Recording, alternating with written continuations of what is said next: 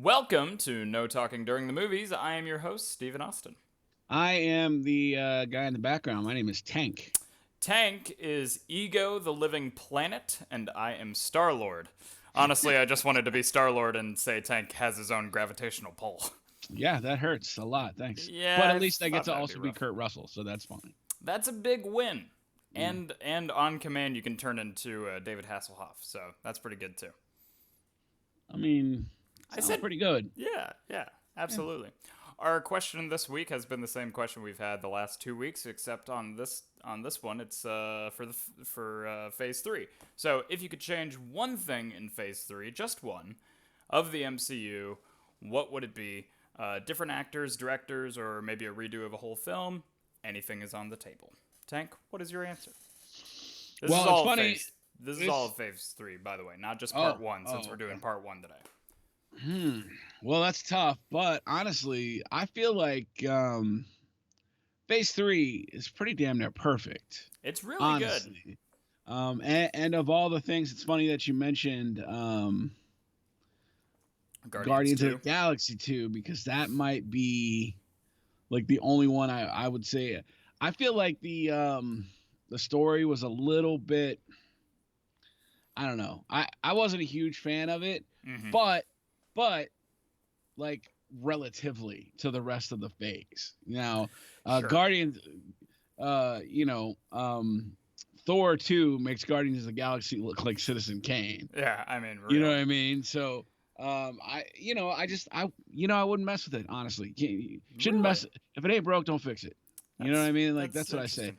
The To uh the whole Star Lord is a sort of a god thing is maybe a little ridiculous, I mean, but that wasn't even. Yeah, I believe in the comics that's not even his actual um, origin. I think they just wanted to bring Ego, the villain, into it all. But I defend Guardians 2 pretty heavily, and I guess we'll get more into that when we actually start talking about Guardians 2. But I will say my answer for this question you might not like, and I think we talked about it when Ragnarok happened, or when we talked about it once before, or something. But it's when Bruce dies in Ragnarok, when mm, he is like, "You wanted to know who I am? Well, here you're about to find out," and he jumps out and he face plants, and they sit on his like dead body for a good like 10 seconds, and they're like, all right, and then they just go back to fighting, and then Hulk shows up. I remember the theater dying of laughter, and I was just like, ugh, I don't like that. Like, it no, was I like the love that. one. Is so funny. That was the one joke in that movie that really didn't land for me. I was just like, I Wow. didn't think that was funny. Oh no, because it's like it's almost a shot at how epic the action was and how epic the action is in these movies when it's Right. time for an action scene. They say something, they say a catchphrase, and then I love it because it was such a Subvert your uh expectations. it just well, not only that, but it flies in the face of every action movie ever Right. made. Because, Right of before course, somebody says something cool and then does something cool. You know what I mean? what you were expecting was, He's Hulk by the like, time he by the lands. time he lands, he's Hulk, and he's like on top of the wolf or something. Right. Yeah, Yeah, of no. course. No, that was so much better. And the noise made it Doom, so doom, doom. good. I I feel like that's exactly what the Rainbow Bridge would sound like if you Sure. dumped on it. Now, and I know it's not a I don't think anybody agrees with me on this, but Uh, it's literally just the one joke that just did not land for me. I didn't find it that funny. And then even when I rewatched it, I was like, yep, still don't think it's that funny. But I people mean, loved it, so I don't. don't you think it would be fun? Like transpose that to other movies when they say something right before they do something heroic.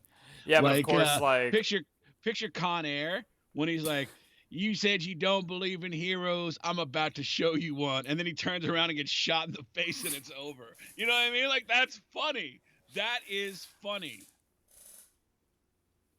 It seems like, you know what it is? It makes me think of like Scary Movie and those like parody films, and you know how they got like crazier and crazier. Yeah, yeah, yeah. I feel like it's a joke that, like, just like what you said with Con Air, would be a joke in that, and then they would just move on to their next joke. You know what I mean? And the Bruce dying kind of feels like that too, but thankfully, like, that entire movie's funny, so it does fit better. But just for me, like, I was like the only one in the theater I was in that I was just like, oh god, I wasn't What into about that. what about earlier in the movie when Valkyrie's gonna come out and kick those guys' ass, but she's drunk and Oh, she and she falls like off the falls off. platform? But the thing is, I feel like that's different because that's an introduction to a character. Like, we Okay. know Bruce, and I think the whole, like, in the plot of the film, him not turning into Hulk by the time he hits the bridge is because of all the problems he's been having since he was Hulk for like 2 years or something. Right. Which totally makes sense for the plot of the film. But because this is Valkyrie, it's like a character we've never met before, and it's just her introduction. I always thought was funny. Just Okay. especially the music follows her on her way down. I mean, did you ever catch that? It's literally No. like, da da da da do, and she's just gone. I don't know. It's just like it's a tiny little thing. Again, like you said, Phase 3 is perfect, and I'm sure people don't agree with me on that little thing. I wholeheartedly disagree with you. Of course, and That's one of my favorite parts of the whole movie. I honestly wasn't expecting most people to Sure. agree with Well, that. that's good. anyways. I mean, that's a that's why they call it a hot take. It's a hot take, but as I'm saying the hot take, I'm like, now don't kill me. It was like a lukewarm take, you know? Okay. All right. Oh no, the take is hot because that's you may be the only person there. You know, there may be like one Hulk purist that's like, this is completely uncharacteristic of. Oh, you know what? You just reminded me. I changed my answer. Uh-oh. I changed my answer because you said Uh-oh. Hulk purist. Hulk should not lose in a fist fight to Thanos in Infinity War. Infinity War is not in the. Oh, we're talking. Okay. We're talking all Phase 3. Okay. Have I laid down my reasoning for this to you? No, but I'm curious to hear because Thanos pieced him up. You know what I mean? Right. Like he beat him no problem. He beat Yeah. Hulk with like no issue at all. But the thing is, Hulk's whole like the way he works is the angrier he gets, the stronger he gets. So if he's losing a fight, he's gonna get angrier. And that's that's how it is in the comics, and I know these are the movies, so it's a little different. But I always picture Hulk as an unstoppable force. So you have to show me something that could truly just like, end him in one go. And I don't think Thanos could do that because Thanos is just a really tough alien, essentially, when you think about it. But so my way that I thought they could fix it is kind of going back to what they do in Endgame, except I was saying this before they did it in Endgame. He has the Power Stone at that point in the gauntlet, and he's wearing the gauntlet. If they did that entire scene again with a close-up of the gauntlet, or, scratch that and just edit it the same way, and just have the Power Stone glowing in the gauntlet, I would have been fine with it. Because it's like, oh, he's using the Power Stone to literally put Hulk into the ground. Well, that's where it'd be more fine for me. That feels, number one, nitpicky. It's very nitpicky, but it's because I like... Can't you just, in your imagination, just roll with the fact that he has the Power Stone and it's probably giving him power, number one? No, because I think, number I two, think the directors, I think the Russo brothers came back and they were like, oh no, he lost because Hulk was tired from being Hulk in Ragnarok for so long. And I'm like, come on! Here's what I look at it. So, Hulk was Hulk for a long time, overconfident. Sure. And so let's say that Thanos is as powerful or nearly as powerful as Hulk at that stage, but more skilled as a fighter. Because Hulk's just it's not like Hulk's a Brazilian jiu-jitsu expert. he's just really strong and throws stuff. So like Thanos has the same amount of power, but also knows how to throw these things. So I mean, like, to me, I thought since what we ended up getting from Bruce Banner or I'm sorry, slash Hulk in the subsequent movie, is that his confidence was shaken. Yeah, Hulk's confidence, that's not Banner's, Hulk's. right. So much to the point where he didn't want to come out. So to me, since Hulk had become so developed over the past 2 years of being the Hulk, I mean, he could straight up that he talk has in other Ragnarok. emotions. You know what I mean? I Like he get had that. so like maybe his like his self-conscience, like his self-consciousness is low self-esteem, not for the first time losing a fight, Right. all those things counteracted his rage. I think it was my buddy who said the strongest Hulk ever was in the MCU was in Avengers 2, and it's when Scarlet Witch you know messes Mhm. with his mind, and essentially it's because he has no consciousness whatsoever. He's Right. just raging animal. Just a rage monster. Just And to add to your point, he truly, like Thor Ragnarok, he was speaking full sentences. absolutely cognizant, and also he was shipped out of there before it really got over. Oh no, I mean he was knocked out, and like he was on the ground. Yeah, okay, fair enough, but He was still in Hulk form though, which I thought was interesting. yes, and then he slept it off and woke up in big pants. So, Right.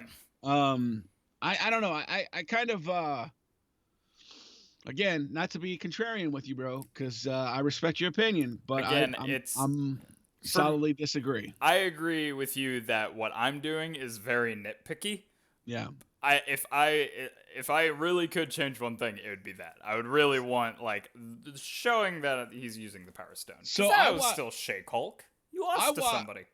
I watch a lot of street fights on YouTube and stuff like that. Of course you do. And I remember watching that fight with Thanos and Hulk like I watched street fights. Like oh, like the way like the Thanos just the the way Thanos was. I mean, he pieced him up. That's what I mean. Like, and it's interesting. It's an interesting because I always think of like a lot of these guys. So like Peter Parker doesn't know how to fight because he was a nerd. Nope. And then he becomes Spider-Man, and like, imagine if these guys had like a little bit of training, they would be like super, super dangerous. So that was gonna be my next question for you after you kind of mentioned it. If Bruce Banner learns karate, does Hulk know karate? I'm the wrong person to ask because I'm not a big enough follower of the Hulk's storyline. I wonder if that is like something they tried to. But I gotta think that they share a consciousness, so they have to have access to the same information. True. You know what I mean? Like he does, recognize like Black Widow and stuff. Scarlett Johansson. Yeah. I gotta be honest with you. If no matter how mad I was, if Scarlett Johansson touched me, I'd probably calm right down too. I'm just saying. I'll probably. I think we should talk about some trailers. It's probably smart because my wife's in earshot. So let's move on. So I think the biggest trailer, I'm going to call it the biggest trailer that came out this past week because it kind of came out of nowhere. I had heard rumors that this movie was being shot and filmed, and I'm kind of excited to see the final product. It is the Borat subsequent movie film. Yeah. Is the title. Yeah. Did you not like Borat? I loved Borat. The original Borat I thought was super genius, number one. I thought it was super funny. Very poignant for the time that it came out because that was like a really what we thought was a dark time in American history. Turns out that's the good old days. I thought it was a genius movie. I really did. And super funny as well as poignant. But you weren't laughing at this trailer. No, I did. Like you're gonna get cheap laughs out of this. Oh, sure. Because that's I mean, it feels like it's the kind of thing you can't do again. It's a jack that you can't put in the back of the box because you've already done it. It was lightning in a bottle. And you see in the trailer that people recognize him and know who he is, and obviously you're not gonna be able to pull off the same kind of stuff you did, and then a lot of the stuff's going to be just trying to be salacious for the sake of being salacious. So I mean, there's going to be a lot of that. So we'll see. Yeah. I'll see it because it'll be funny. You know what I It mean? will be. Like, I mean, the that like cupcake bit in the trailer I thought was hilarious. very funny, very funny. Because just messing with people, and I don't know, it like him staying at those like rednecks house. Yeah, So funny. Like yeah, it seems like it's gonna be, like you said, almost like cheap laughs, but yeah. I It will feel be. I feel for most people they're just gonna be excited to actually like see Bo Rat again. Sure, and I get it. I'm not, like I said, I will definitely see it and I'll laugh. Yeah. It won't be nearly as like good as the first movie. Right. And I agree. I don't think, like you said, it's like can't capture that magic again, Right. and people are Sure. recognizing him in the trailer, and that's why rumors about the movie came out in the first place, is because people saw him filming, Yeah. and they're like, oh, that's Sacha Baron Cohen doing Borat. But I don't know. I'm excited. I'm excited to see how it turns out. I'm sure it'll be funny. Next, we have a movie that actually came out today of this recording, Vampires versus the Bronx. Did you watch the trailer to this? I did, and I have several problems with this. Lay 'em on me. Number one, it is a blatant ripoff of a vampire in Brooklyn, so Yes. that's annoying. It also seems like a 2020 remake, in the style of 2020 remake of The Lost Boys. Yeah, I could get that. Even down to the red light stuff. Yeah. Number three, it's obviously an allegory of gentrification, and Yep. that's fine. I mean, that's fine. I'm not against an allegory. I just, you don't have to beat me in the face with it like a dead mackerel. You know what I'm saying? No, Um, I do agree. and nothing, honestly, nothing that I saw in the trailer made me want to watch this movie. Well, it's like I watched it, and it was funny. I watched it the first time, and I was like, yeah, The movie or the trailer? the trailer. Sorry, I didn't watch the movie. I watched the trailer the first time, and I thought, yeah, that should be fine. And then when I watched it a second time, I was like, oh, I've seen this before. Yeah, Like I've seen all of this before. yeah, absolutely. Yeah. And it's a Netflix original, so they're just I think they wanted to get a like a spooky-esque film to get on their list this month. And They had been on a really hot streak for a while. You know what I mean? Netflix had. didn't they release like 2 movies recently that weren't that great? I don't know. I'm trying to think of what the last like really really good one was, like The Old Guard or something. I didn't see The Old Guard, but Spencer Heard it was great. Confidential was amazing. Extraction. Wrong Missy was amazing. Which one? Wrong Missy, David Spade. Oh man, I haven't watched that one. dude, watch it. It's a comedy. Very, very funny. Very funny. I like David Spade a lot, and it's I like do too. half of his stuff I really enjoy. Yeah, it's You know what I mean? it's tough. It's tough because Joe Dirt 1, classic. Joe Dirt 2 is the worst. Horrible. I got through 20 minutes of it, bro, and Do we think Borat 2 is gonna be Joe Dirt 2? it's quite possible It because could be. that happens a lot when Yeah. a joke lands. They try to, so like I think Borat 2 is going to be Ted 2. Gotcha. So like Ted 1 was amazing, very funny, very Yeah, original. very good. Ted 2, same jokes, Yeah. just played differently, and it's fine. Yeah. So I don't think Borat will be Joe Dirt 2. How long do you But- think it's gonna be until we get like Talladega Nights 2: The Return? or I hope something? never. Did you not like Talladega Nights? I love Talladega Nights. I do but, like, too, but don't touch mess it. with Don't You know what touch I it, mean? yeah. Like that's the point. It's like there's all these great movies that are classics that don't need sequels. If a Will Ferrell comedy had to get a sequel, like it just had to, like there was no controlling it, which one would you want to see a sequel of? Ooh. I was a big fan of Jackie Moon. Oh, okay. That was a good one. I don't really know where you go with it though, because that one was kind of over unless you like make him own a USFL team. You know what I mean? Like, something like that. I don't know, man. Like, I have a very bizarre relationship with Will Ferrell.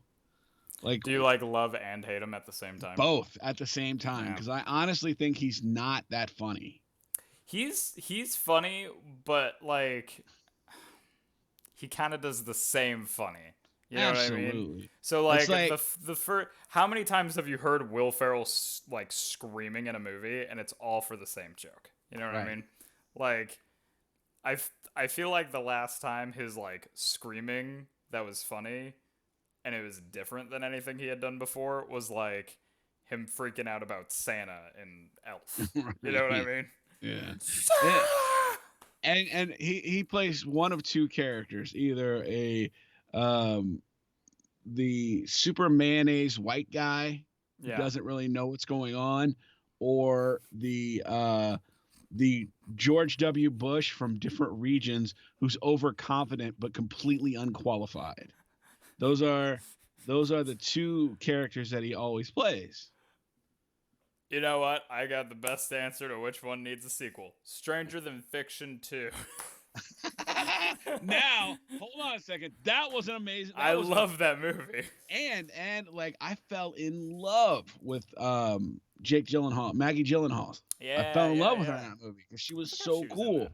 that. Also, Everything Must Go was a great movie. Everything Must Go was really good. But that You one, know, would you consider that a comedy?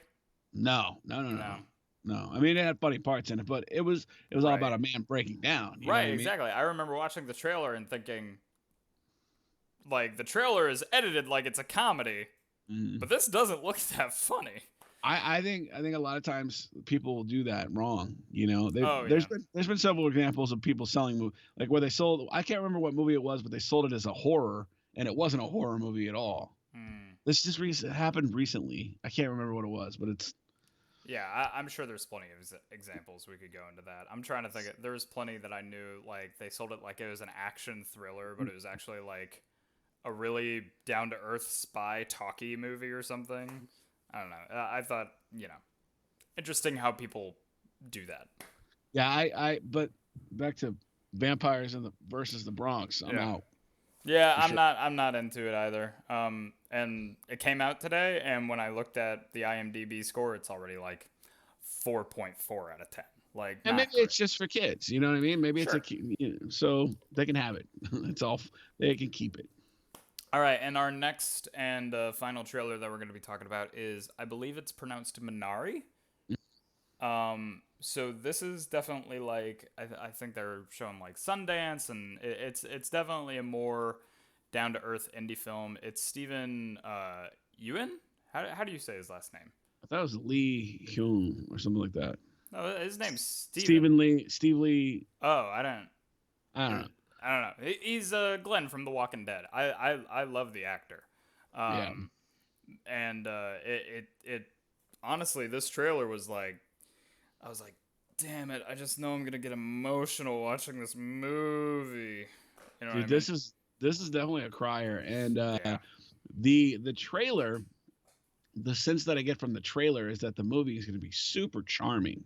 You know what Oh I mean? yeah. And Especially that last bit with like the kid and his grandma. I oh my was God, like, how adorable was that? adorable. Yeah.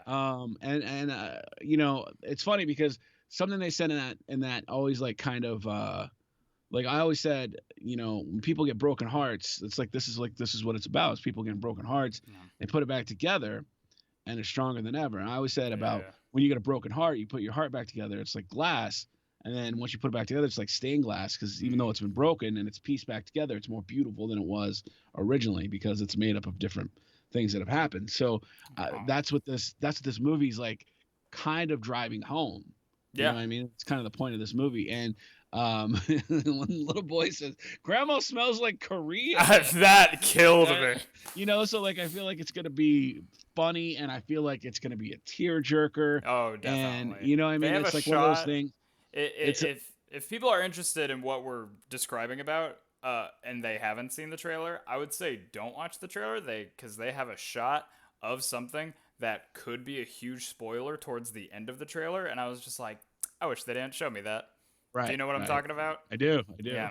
When I saw I that, I do. was like, Why would you show me that? why would you show me that? I want to like feel the pain in the moment. You know what I mean? I feel like audiences are gonna fall in love with this kid because he's so Totally. funny. Yeah. and the grandma and the kid, and that's going to be a sweet relationship. And it's a universal thing. The family's Korean.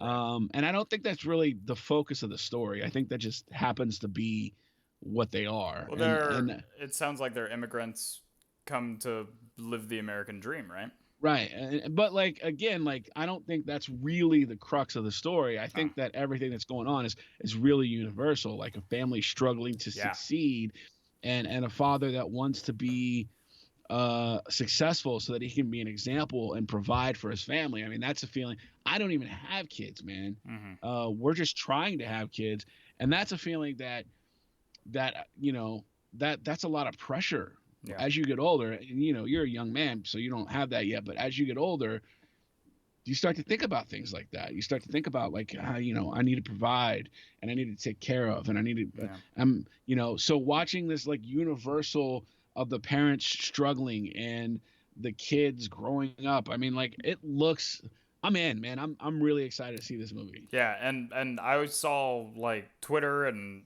just sharing it all over the place, blowing up about it, and I was like, "Oh, this looks like it's gonna be good." Watched the trailer, and I was like, "Damn it!" But I know I'm just gonna be like a wreck afterwards. Totally. Have you ever seen like a Studio Ghibli animated film, like Spirited Away or My Neighbor Totoro or No, anything no. like that?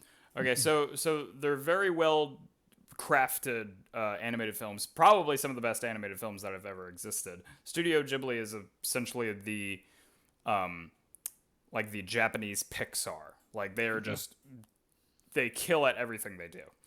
And this movie was giving me live action Studio Ghibli film because Wow. it's a very family centric film.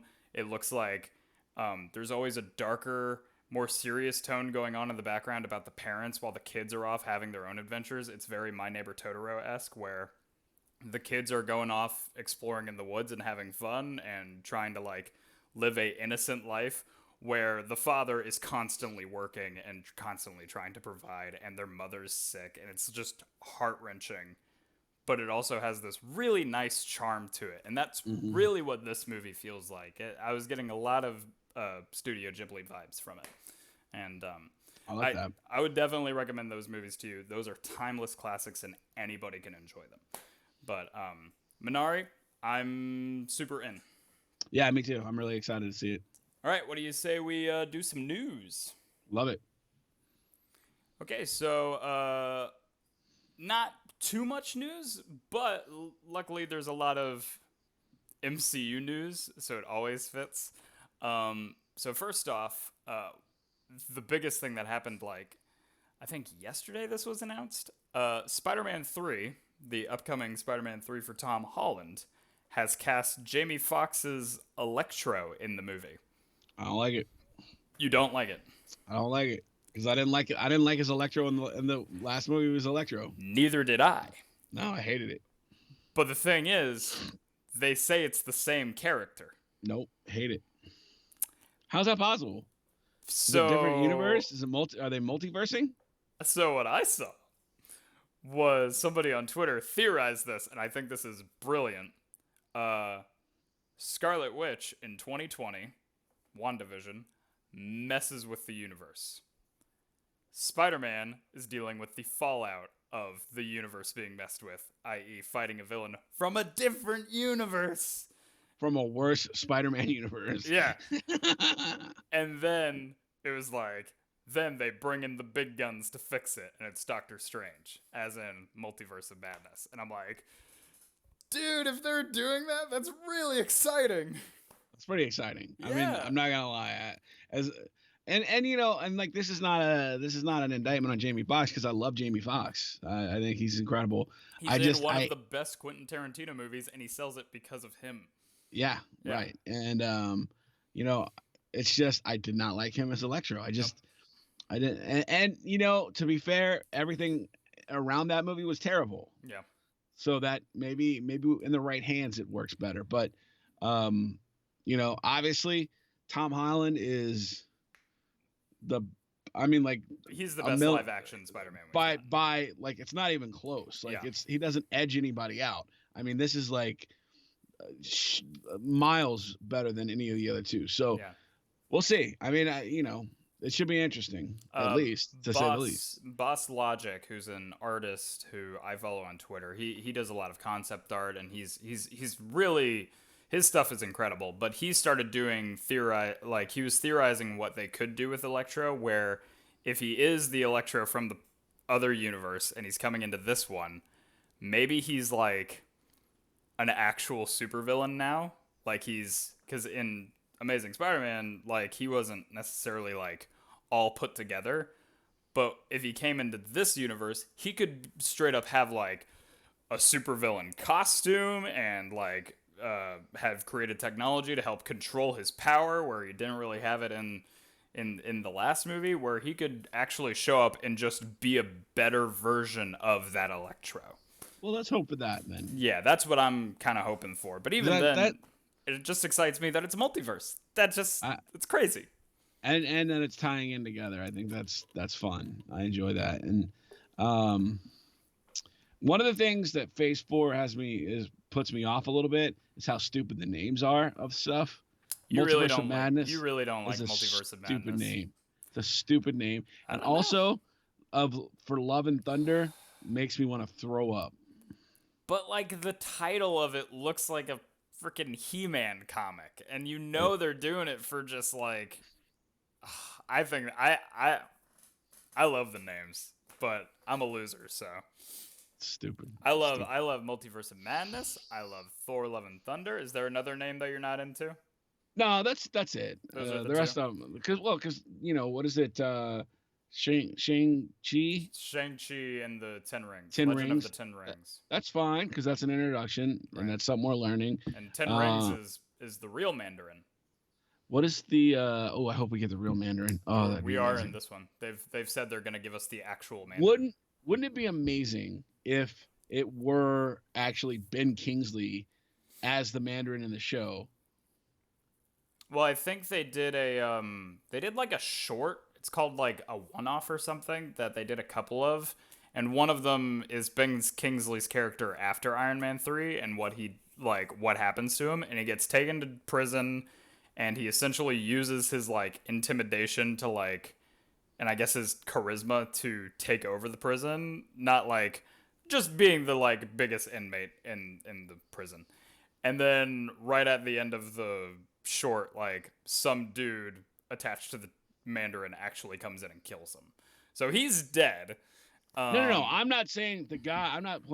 I'm not saying Trevor, the character. Oh, you're saying that like the Mandarin is Ben Kingsley, who he was playing, and that was what he was basing his performance on. Oh, like they like took a homeless guy off the street and gave him like, I think they say they gave him plastic surgery to change how he looks. Exactly. And then that was really, and that's where he got his voice. Like he's actually studied that guy.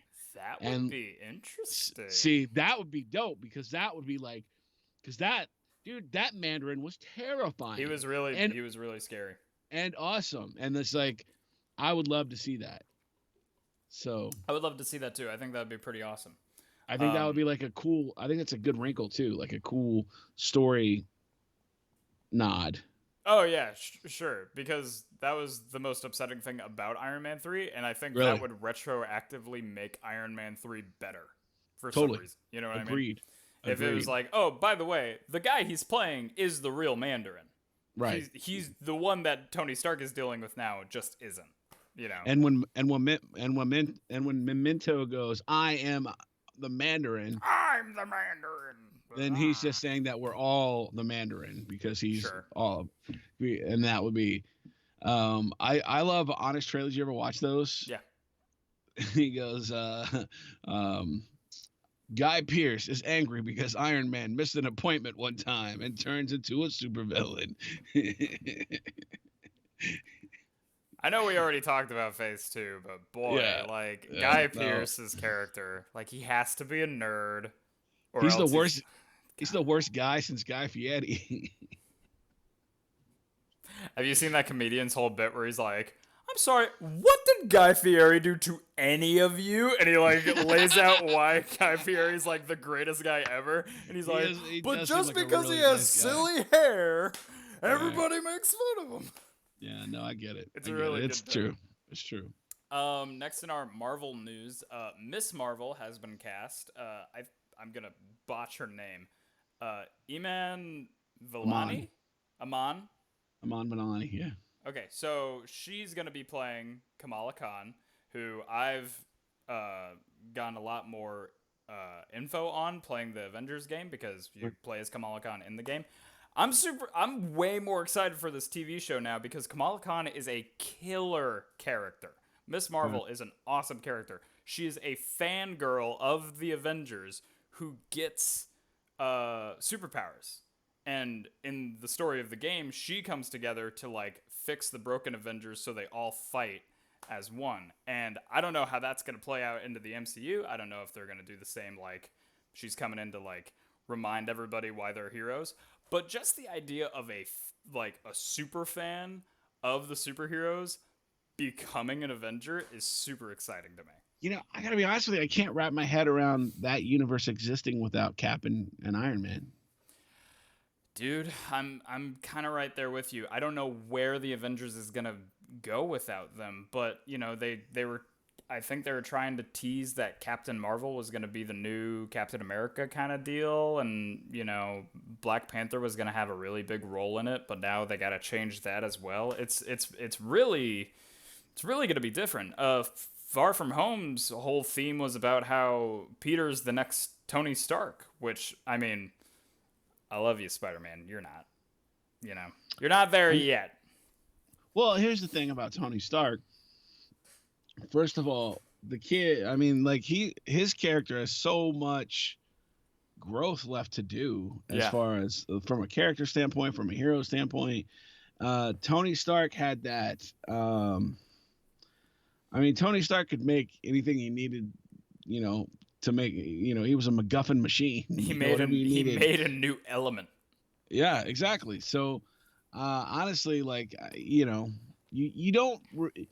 There's just a charisma black hole in this series now. I feel like. And, it's gonna be interesting to look at. But Kamala Khan is a very charismatic character, so we'll see how she comes in and. I feel like the guy who would have been next in line to make the movies work would have been Black Panther. Yeah, I think so. And too. Obviously that you can't replace him. We're really gonna have to see what they're gonna do. But I'm overall with Phase 4. I'm excited to see where they go. I have no idea how it's gonna we might not get our next like Thanos level threat until we have the Fantastic Four established and maybe even the X-Men. Like it's gonna be a long while until we get another like end of the universe level villain, which it might be Doctor Doom, it could be Galactus. Like it's gotta be Galactus. Galactus is kind of the next big one. Yeah, you know what I mean. Wasn't he? What's his name's brother? Thanos' brother? Or am I making that up? You're making that up. I do that sometimes. I learned Galactus's backstory out of like curiosity the other day, and his backstory's crazy. He was like from a universe that was ending, and then when his universe ended, the Big Bang happened and created our universe, but he survived from the old universe because he was in like some magic spaceship or something, and then it gave him powers, and then he just became a world eater. He was like, I will die unless I continuously eat like potential life. So he just destroys worlds, and he's like, he's not a morally bad or good character, so that's why he has Silver Surfer go out and like find worlds for him to eat. Like, it's crazy. His story's crazy, but I can't wait to see how the MCU handles that. If they do. But I'm really excited for the Fantastic Four in the MCU, and that is actually our next story. John David Washington has said that he would be super open to playing the role of Reed Richards, and I gotta say, I really like that casting. But as the internet and Tank has said, I kind of agree with the other casting more. Yeah, John Krasinski needs to be Reed Richards. He was built to play that. Like I love John David Washington. Like Yeah. I'm a stan for John Oh, I David love him. Washington. I loved him in Ballers. I loved The Black Klansman. You know, those were fantastic movies, and he's a great actor. And he sounds like his dad, which is awesome. But I need John Krasinski to play Reed Richards because John Krasinski didn't get Captain America. That broke my heart a little bit. So him getting Reed Richards would be a little bit of like redemption for that. Sure. Um, Now maybe they want to go a little younger in Maybe. this, which is fine. As long as they don't go as young as they did on the last round of Oh God. Fantastic Four, Yeah, because they're like, that was how old were hot. they? Like mid-20s? I mean, they looked 17, Yeah. so I mean Um. that was a big old stinky plate of hot garbage. So I don't need that again. But um, Did you? even Michael B. Jordan couldn't save that movie, He really which couldn't.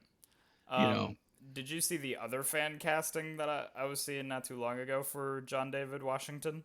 no. Jon Stewart as Green Lantern. Oh, that's beautiful. Literally That's perfect. I was beautiful. like, cast him right now, That's DC. beautiful. That's Yeah, like the best casting. yeah, I love that. Yeah, if I could have a choice between him as Jon Stewart in DC or mhm. Reed Richards, it would definitely be Jon Stewart in DC. And Jon Stewart is such a good Green Lantern too. He's my favorite Green Lantern. Yeah, I he's a hated good one. Hal Jordan. Like, Yeah, I know. I was cause not I the biggest fan. because I grew up on the animated series, Yeah. and I had that Jon Stewart to like, Mm. or that Green Lantern to watch, and I was like, God, he's like so much cooler than Hal Jordan. Yeah. So when I loved him. when Ryan Reynolds did the Green Lantern movie, I was like, yeah, but where's whatever. Where's Guy Gardner? Yeah. Yeah, no, I mean I get it, and like I love John David Washington, and maybe there's other places for him in the MCU, but he really actually should be. I mean that's excellent casting right there. Yeah. That somebody has done. I'm I can't I'm really hoping place for him something. anywhere else in there. He says he really wants to do superhero films. Is John He David should. Washington? He should because he's Absolutely awesome. should. Yeah. All right. Well, I think we're gonna hop into our Phase 3 overview. We're already 40 minutes in, and we got I think 6 or 7 movies to go over. 6 movies. So we gotta get a move on. So we're gonna start Got with it. something that I was looking up Phase 2 the other day, and for some reason people put Ant-Man in Phase 2, but Kevin Feige has specifically said he always considers the end of a phase an Avenger film. So I don't know. So I guess somebody online correct me if I'm wrong, but Ant-Man I still consider the start of Phase 3. Yeah, I feel like that's the kickoff. Yeah, that's what I thought. So Ant-Man, that's what we're talking about now. I love that movie. Do you like So that movie? great. Yeah. So great. Gave us so many amazing moments. Paul Yeah. Rudd, phenomenal as Ant-Man. Very funny, very likable, very relatable. The best part of this whole movie, though, has to be Michael Pena's recaps. And I want that to be a part of every movie. Oh, I'm sure it will be because they did it again in the second one. Yeah. And, It's gotta just a great movie. Great movie, great action, great casting, really well done, surprisingly enjoyable. Yeah. And this is something that they've done time and time again, taking a lesser known or lesser beloved character and making it mainstream. Dude, I was the only person in my friend group that was like, they're doing Ant-Man! And they're like, who's Ant-Man? I'm like, how dare you? But of course, like, nobody knew who Ant-Man was. Oh, he's a superhero that shrinks really small? And I'm like, yeah! Isn't that awesome? And Edgar Wright's directing it. They didn't care. Nobody cared. Nobody cared about Edgar Wright, apparently. Or at least Marvel didn't. They're like, we think your style's too style for us. It's too much style in your style. Yeah, and I'm just like, you did James Gunn's Guardians of the Galaxy. You can do Edgar Wright's Ant-Man. Get out of here. He still has a producer credit, thankfully. Because he's the reason why, like, wow, I can't believe I forgot the actor's name. Oh my god, Hank Pym. Oh my God, that's Michael Douglas. Michael Douglas. I knew the Michael part, but I kept, for some reason, my brain wanted to keep saying Rooker, and I was like, not Yondu. Not Not Yondu. Yondu. Yeah, Michael Douglas. I guess he was like, it was because of Edgar Wright that he got him to play Hank Really? Pym. Yeah. And I'm like, damn, like, Michael Douglas as Hank Pym is really good. Really super good. Yeah. But I love Ant-Man. I think it's a great film. The villain is a little iffy, I think, but it's because it's an introduction movie. Yeah, right. Then we have what many consider one of the best Marvel films, Civil War. Captain America: Civil War. This movie, I remember watching and thinking, God, this is so depressing. Like, I would just, like, I did not have a good time because it was so depressing. But of course it's a good movie. It's very Empire Strikes Back. Yeah, for real. Because look, here's the thing about movies, man. They're not always supposed to be fun. No. Sometimes they're supposed to hurt to set you up for the next thing. And I felt that's dude. I love Civil War. Number one, our introduction to T'Challa is so good. Great. Amazing choreographed fight scenes. Mm-hmm. Bucky and Cap getting out of the apartment with a full-on Raid Redemption flavor to it. You know what I mean? Like that. I will was dope. say the editing in that scene out of certain parts is just a little too much for me. It's a lot. They do like 5 cuts in one line. It's crazy. I think it really redeems itself when Cap jumps up into his shield and the grenade blows him out the window. That was dope. I was gonna say, I think the best part of that entire, I mean, I feel like it goes into the next scene. Some people consider like them escaping the apartment and them running in the freeway completely different. But I consider it all in the same scene. It's one long scene, yeah. But it's Winter Soldier, it's Bucky taking that dude's bike and like flipping her around and hopping on it and just going. It's so good. And Black Panther chasing him down and slashes the tire, and that's how he stops him. The fight scene in the middle of the free. Oh my God, it's just so good. Really and honestly, the intrigue of Zemo setting all of this up, like, dude, this movie's so good. And I will say, Zemo, I wish they went a little bit more into his plan, because a lot of it is like he gets really lucky with a lot of that stuff. That's true. But a lot of movies are that way. A lot of movies rely on you expecting things to go the bad guy's way, because that's the way life works sometimes. The marketing for this movie is pretty genius, because they are essentially doing the whole pick a side, Team Cap or Team Iron Man. On a Twitter and marketable standpoint, it's essentially, which one do you like more? Which of their team do you like more? And pick your side based on that, because of course they didn't give the reasons for the sides in, doing their pick a side campaign. But when you watch this movie, both are pretty good arguments. I disagree. No? I feel like Tony would not be, even if Tony hadn't felt guilt for that's 100% what it is. Avengers, then there's no Avengers way 2. he would have ever agreed with the demands of that. You have to think of his character growth. I mean, he's a guy who was making stuff that just blew people up all the time, and now he's like, I'm making one weapon, I'm controlling it, and I'm gonna go out and be a hero. And he learns that him being out and being a hero will still get people killed. That he doesn't want to. Here's the thing: it wasn't him going out. It all comes down to one thing that Cap says. Mm-hmm. Every time somebody tried to stop a war before it happens, people die. Yeah, from and that's Avengers 2. That's exactly what happened with the Ultron, and that guilt from Ultron led Tony to want to be to feel like he's being held accountable, and that's not he doesn't want to be held accountable.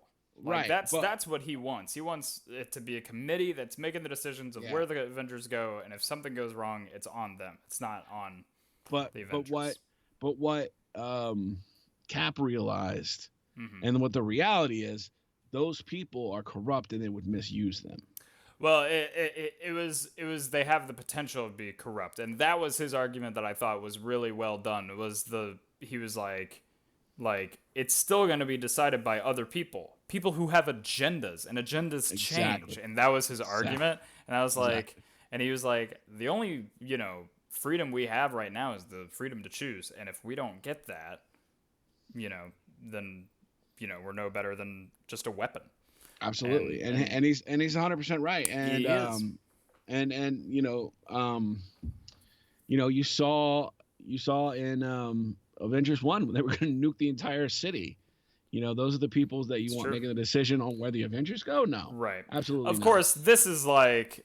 So I think where my mindset sat, where I thought both sides were pretty reasonable, I guess, was that with Tony's side, it was like 117 countries in the UN, and all of them would have a representative making the, like, essentially voting for if it's okay for the Avengers to do stuff. That's a worldwide threat. They're not going to, they're essentially going to be a home base kind of thing, but they're going to go out and help a bunch of people.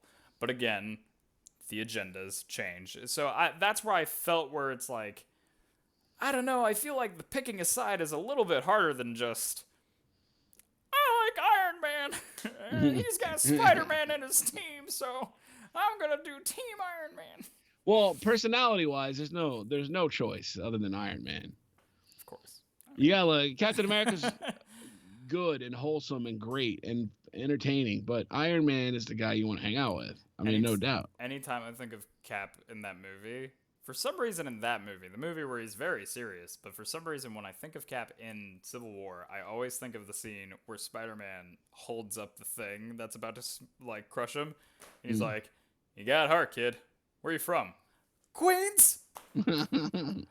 "Brooklyn." And he like goes away. I'm like, that's so great. And then they call it back in Endgame where he's like saving Spider-Man, and he's like, "Hey, Queens, heads up!" And I'm like, ah.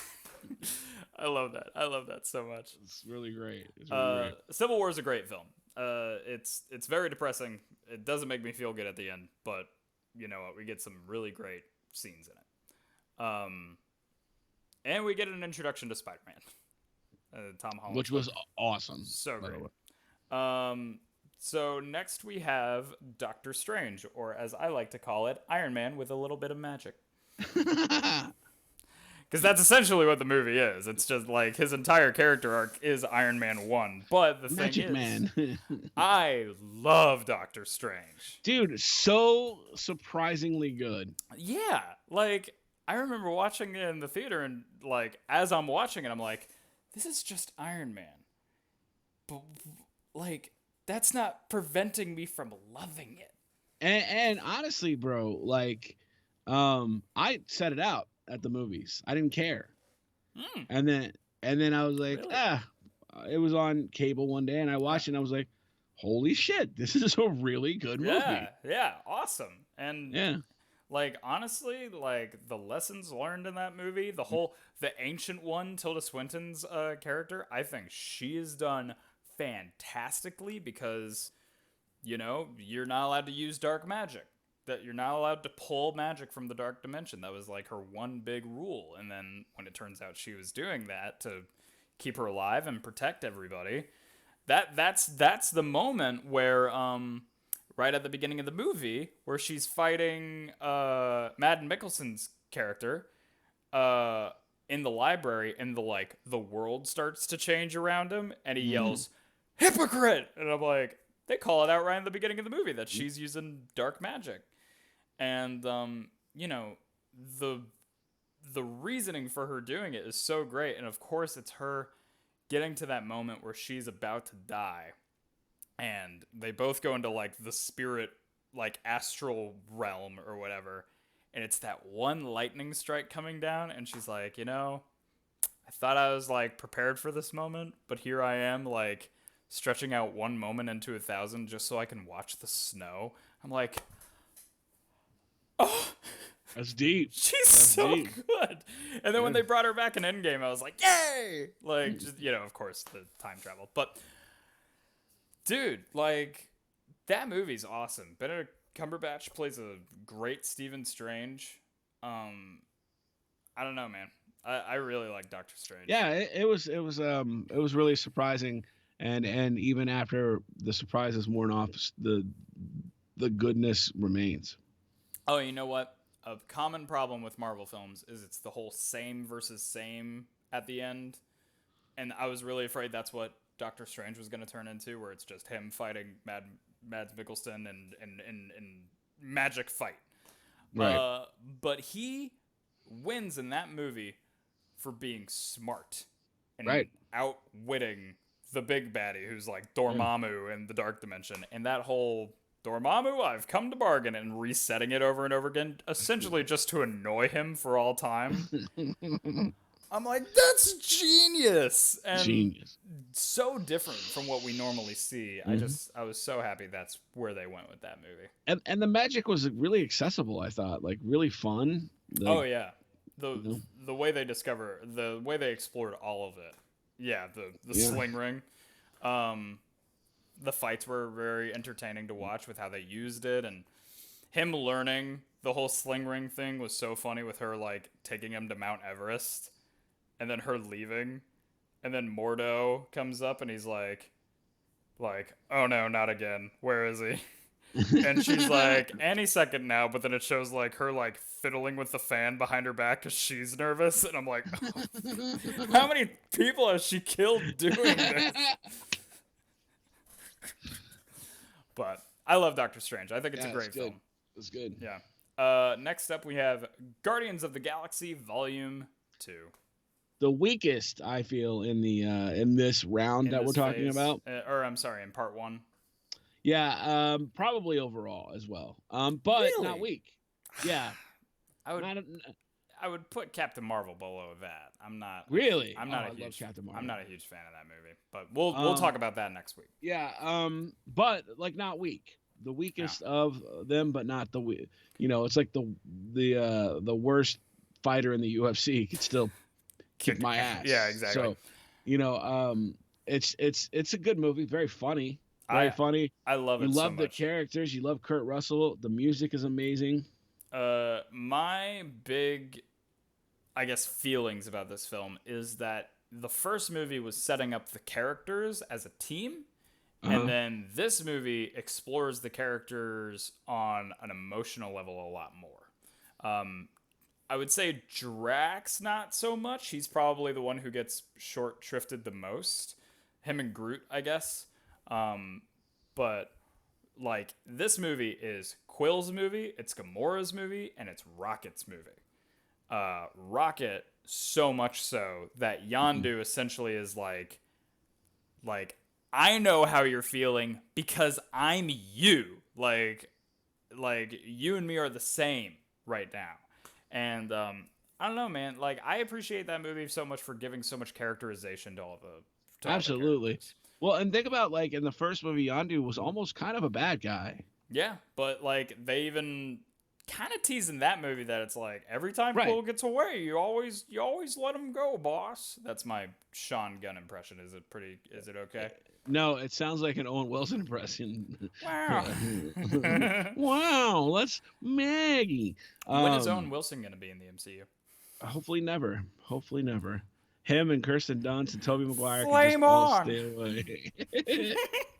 Could you? What if they make him Reed Richards? Oh my god, that'd be the worst. We're gonna cut back to this episode like 5 years in the future, and we're gonna be like, no. um, but the whole movie I thought great. I thought they very funny. An extension of the Yeah. first one, which was nice, and like you said, you really get to know the people, and you get to really care about them in this one. Yeah. I'm gonna ask you the same question I did last time that we were talking about Guardians, which was, what is your favorite song from this movie, and what is your favorite way a song was used in this movie? Oh man, it's embarrassing. I can't really tell you. I don't know the answer to that because I Really? haven't watched this movie nearly as much as I watched the first one, so Understandable. I don't have the instant recall of being able to pull back any scenes from any of it. We'll just say your favorite song's Brandy, and your favorite song used is Father and Son. How about that? It works for me. Yeah. My favorite scene, like one of the I would say there's been a few scenes in the Marvel universe that have really got me, and when Yondu dies is one of them. Is it when he dies, or is it his funeral? No, it was when he dies, and when you see in Quill's face. Yeah. First of all, the sacrifice that Yondu made. Yeah. Secondly, the moment when he was like, "I'm Mary Poppins," and he's like, "Is that cool?" You know what I mean? And like, it was such a father and son moment. And when Yondu actually dies, and Quill goes from realizing that even though Ego was his father, he wasn't, and he never was. That's a line Yondu says, which I think is so, like, it's kind of used as almost a funny line, but it actually is really like touching. Right. But it's him saying he may have been your father, but he wasn't your daddy. And I'm like, right. Oh, right, and that's true. And Quill realizes that, and that's a heartbreaking moment that he realizes that, and it's too late. Yeah, 100%. And I don't know. Yondu's funeral is what gets me. It's him playing father and son. It's him getting the Ravagers, the people that he was cast out from, the other clans of the Ravagers, you know, Sylvester Stallone, and, you know, them coming in and giving him the funeral that he had earned, and his, like, ashes in space turn into an arrow. Dude, I was a mess watching this movie last time. It was an unbelievable moment and scene, and the fireworks and everything. Yeah. Dude, is so good. It was great. And it was a great turnaround for a character I feel like most people didn't care too much about. Oh no! Wait, I think I know. Wait, I think I do know your answer to this question. The answer, and I think the song. Let me just. I'm checking on. Do you want me to say mine while you're looking? Yeah, do it. Okay, so my favorite song in the movie is probably Father and Son. I love that song so much. Beautiful song, yeah. But my favorite song used in the movie, and this may be your answer, because it's a really great scene, is Come a Little Bit Closer. Nope. No? Dude, them breaking out of the Ravager ship and the arrow going all over the place while Come a Little Bit Closer is playing is one of the greatest scenes in all of these movies. It's so good. It's so well used. The scene and the song, and it came back to me as soon as I read this, was The Chain by Fleetwood Mac. The song, such a good answer, and the scene, both, because it was so. And MCU does this so well. Mm-hmm. And to going back to a song that or a movie that you don't like as much, Captain Marvel, right? The way they used "I'm Just a Girl," you know, not traditional. You know what I mean? Like it's not Pantera going into a fight scene.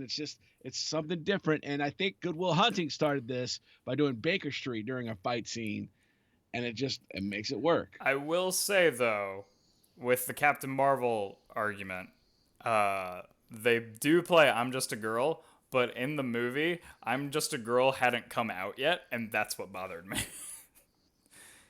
Well, because the whole movie's soundtrack are 90s songs because they want it to be the 90s, but they specifically say it's 95 in that movie, and I believe "I'm Just a Girl" came out the year later. We'll talk about that next week. It's a stupid argument, but it is something that when I listened to it as I was watching the movie, I was like, why does this bother me so much? But anyway, yeah, that's a good question. Sorry.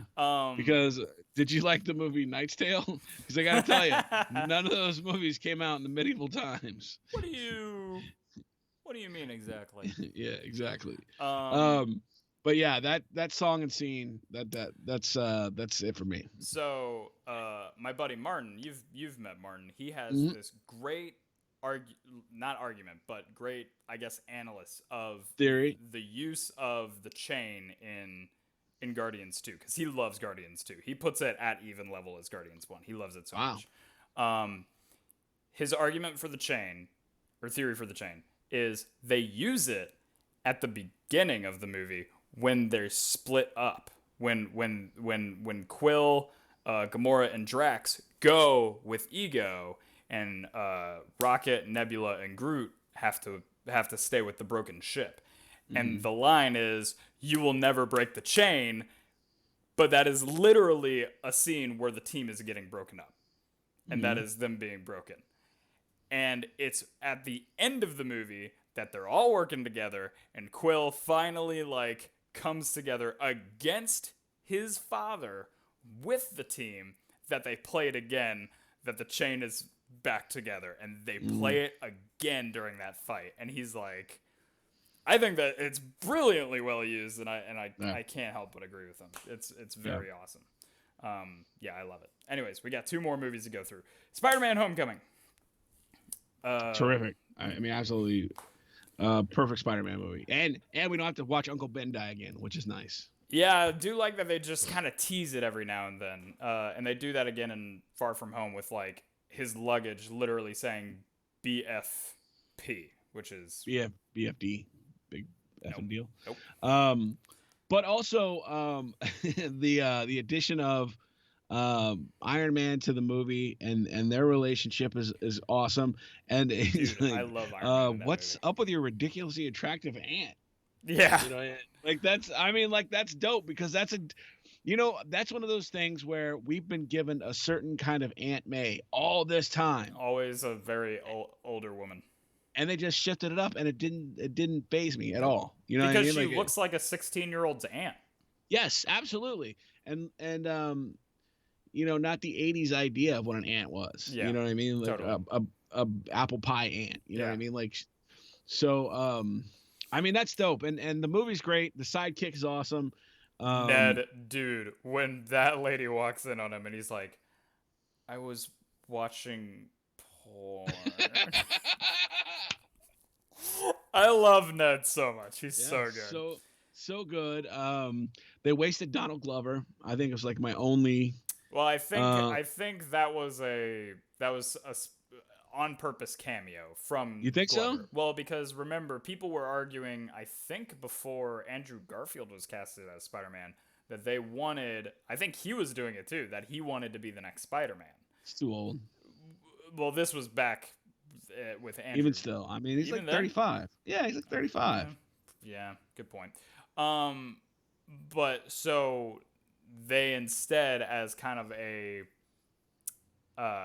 cameo honoring him or whatever, he just came in just to play essentially the Prowler. Right. And he even makes that reference too, where he's like, Right. I got a nephew living around these areas, and and I'm like, he's talking about Miles. I hope we get a Miles Morales movie. After how popular Into the Spider-Verse was, I can't see how they won't. I think eventually we'll get a live action Miles. And I'm hoping Donald Glover comes back to play the Prowler. He should. That'd be pretty dope. I mean, that was a really good storyline that they used him in for Into the Spider-Verse. Yeah. So, him playing a big part of that would be dope. Super awesome. But I mean, you can't. I mean, you got to give Michael Keaton credit too for his Vulture. He took one of the lamest supervillains of all time and made him amazing.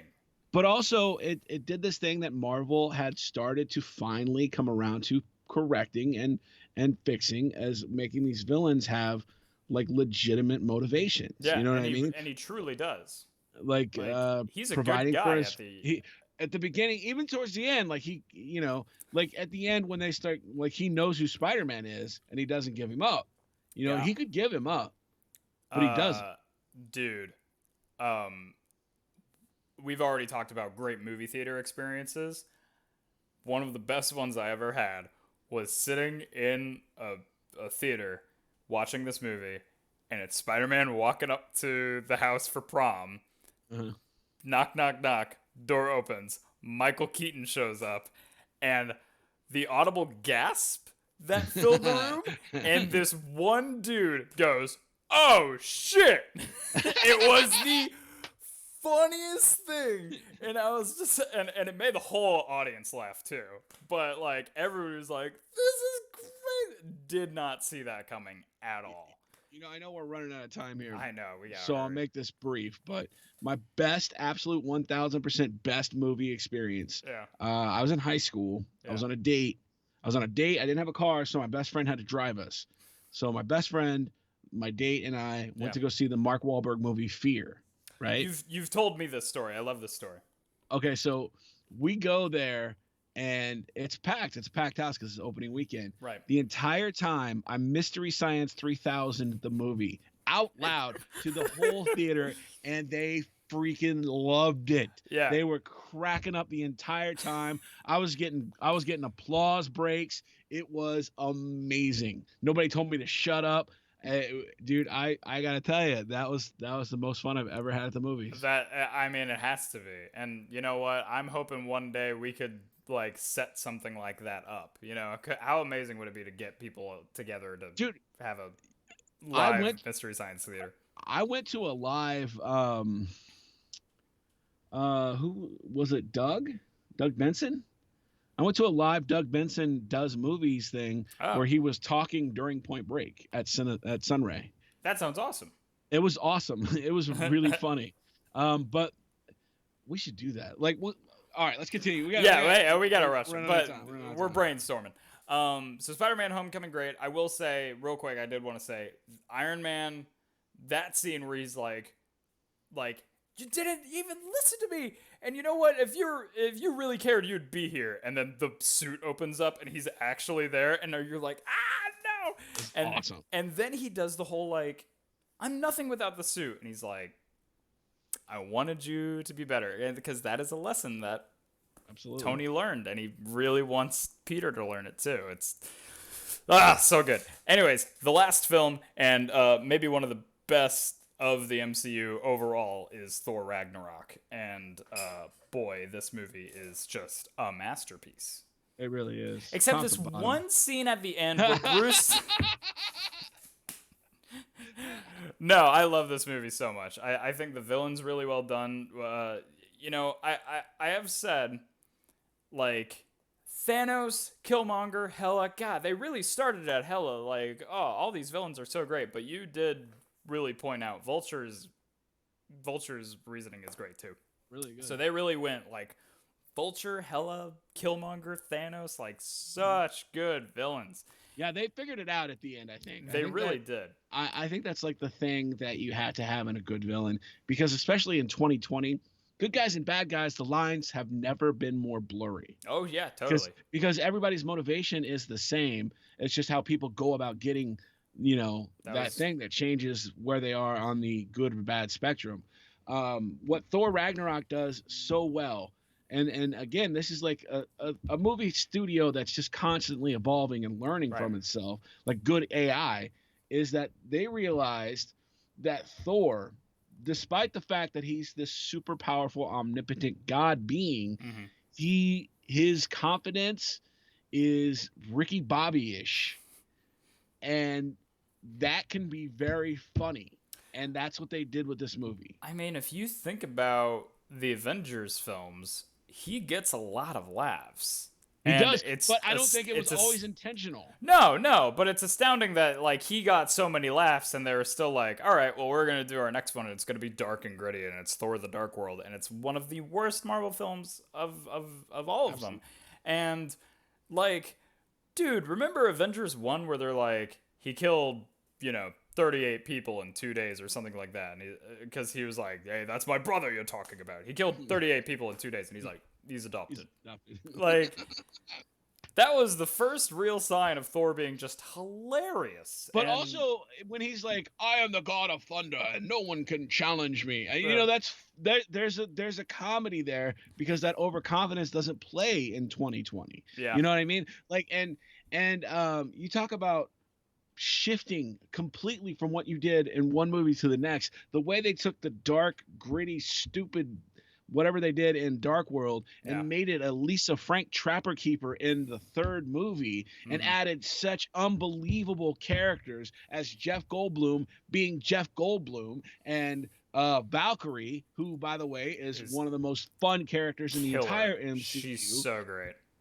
expanding and growing the Hulk's legend and character development in the way that they did. Giving Korg. Korg is so funny, dude. Oh, Yeah, and I'm then here because I was starting a revolution on my planet, and I guess I didn't print enough pamphlets, so it was only me, my mom, and my mom's boyfriend, who I hate. hey man, we're all gonna go to this big ship here. You wanna go? Uh, and then you talk about the silliness and funniness and bright color attack that you're getting with that movie. Also, though, completely filtered through this unbelievable action of Hela being such a badass, Yeah. of just destruction incarnate. The way Hemdale is in this, the way dude, the way they used Led Zeppelin Immigrant is song. Immigrant Song, perhaps the best moment for me in all the Marvel universe, when he's coming down. It's like, oh, He's got the lightning following him, and those and guys piling on just, top of each other to like get to him. it's like a series of, I'm getting goosebumps talking about it. It was just a series of unbelievable action coupled with a series of beautiful shots of him slow-mo diving into that pile of bad guys, of Valkyrie walking away from the ship while With the fireworks. And what you got to factor into that is that our introduction of Valkyrie was her walking the exact same way but then falling off. Oh, and this is her now. Good point, yeah. Walking confidently, and she's back to being a Valkyrie. You know what I mean? Like, What was that line in the movie where she's like I got lost, I got stranded, so I started, trying to find, joy wherever I could. I started drinking, and he's like, you do have a drinking problem. She's like, well, I'm not gonna stop drinking. Like, I'm here to tell you, I'm here to join you, or something like that. It's such a funny, like, well, I'm not giving that up. That's not what I'm talking about.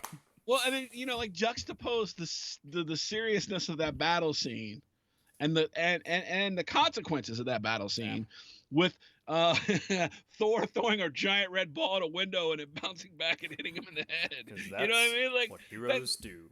That's slapsticky. I mean, like, but it all works together in this movie brilliantly. Dude, what's his name?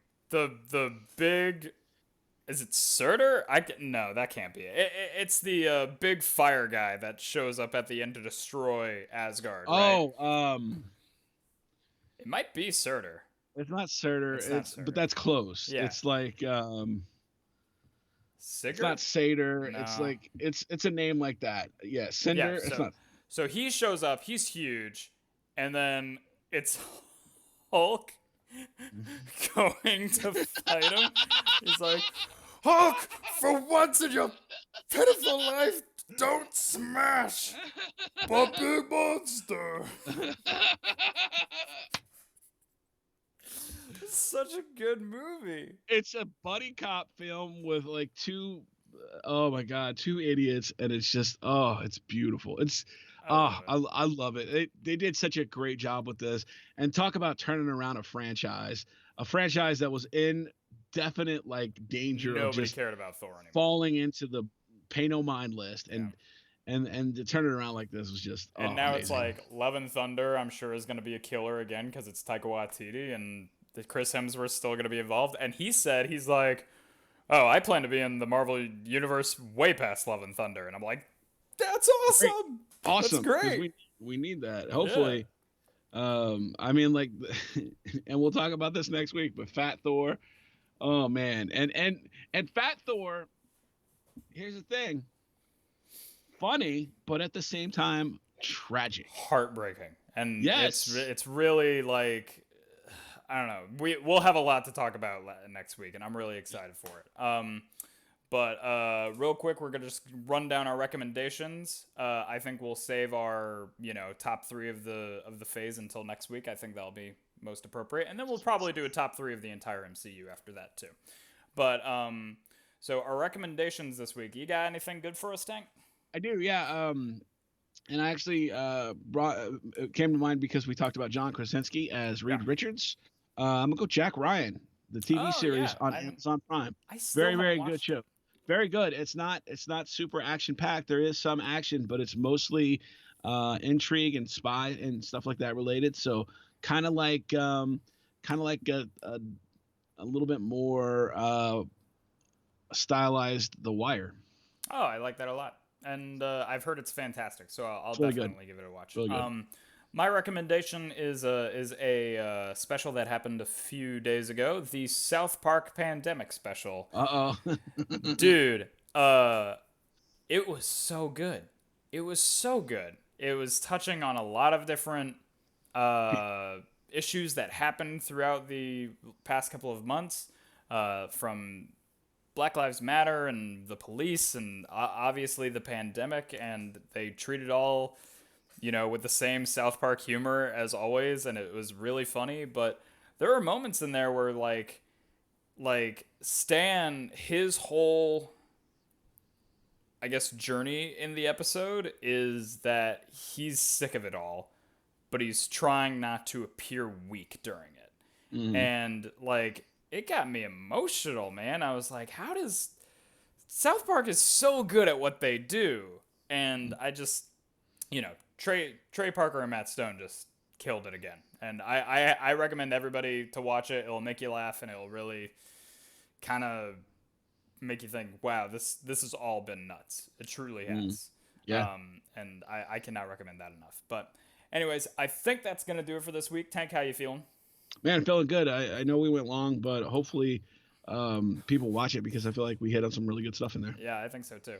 I want to say we're not gonna go as long next week, but then we have like two Avengers films, both of which we could talk about 4 hours each. So Masterpieces. we'll see how that goes. But thank you guys so much for listening or watching. We're on YouTube. You can find us at No Talking During the Movies on YouTube.